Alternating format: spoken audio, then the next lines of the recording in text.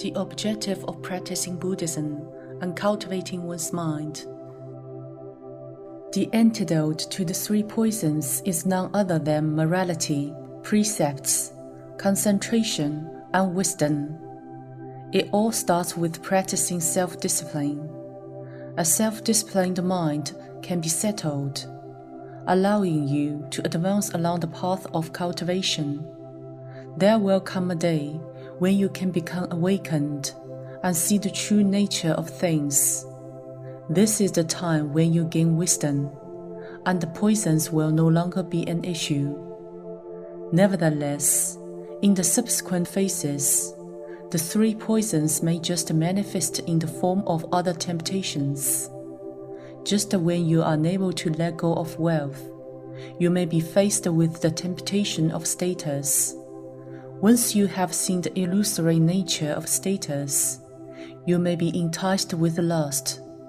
Once you have realized that the body is nothing but mortal flesh, there comes the temptation of fame, and the list goes on. In addition to the temptations, each individual in this world must grapple with their own set of life's troubles, from the household to the nation and to the world at large, all of it bringing us great worry. But a worried mind remains drifting and restless, entangled by all kinds of things. How are you going to cultivate your mind? As long as we live in this world, it is inevitable that we need to interact with other people. Although self-discipline may help to restrain us from forming negative karmic affinities with others, we cannot expect those people around us to do the same. If others form negative karmic affinities with us, that is when we are being held with insults, unfairly treated, or misunderstood. Under such circumstances, the practice of forbearance and diligence is the proper approach in order to maintain the purity of our state of mind.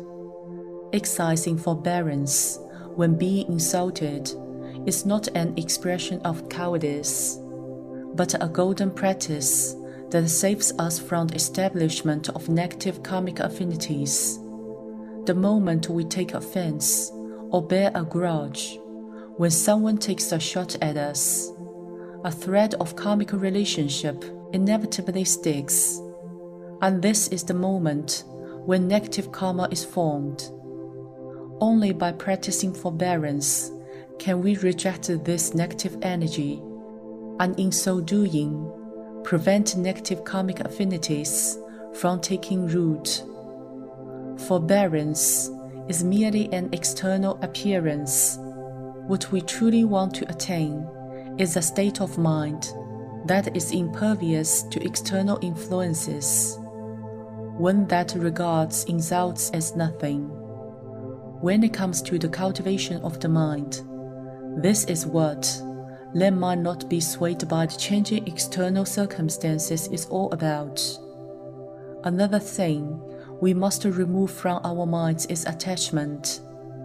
This applies to attachment to the self or attachment to others, as they are both forms of prejudice stemming from our incomplete understanding of things.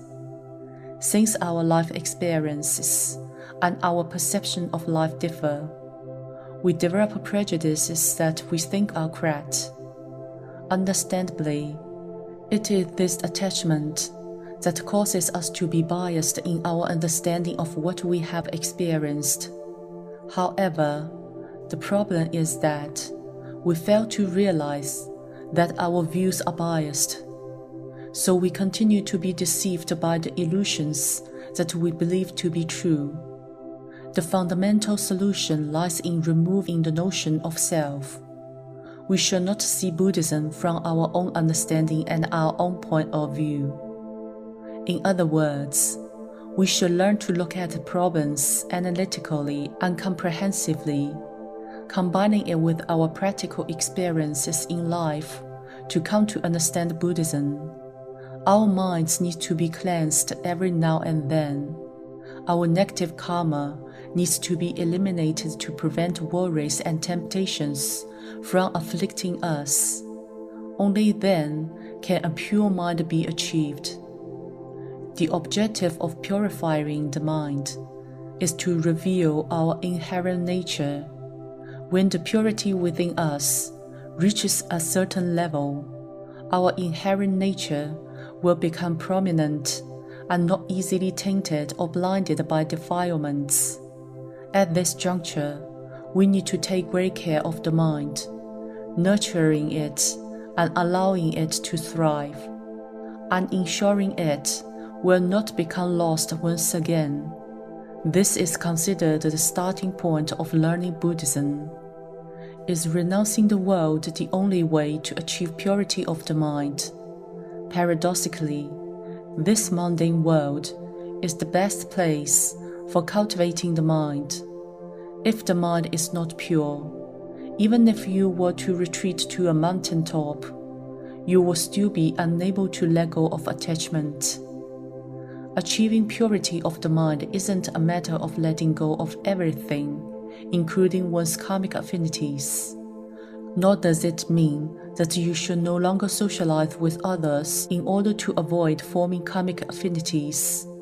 Purity, in this context, is about being clean, pure, and untainted by defiled predispositions and negative affinities.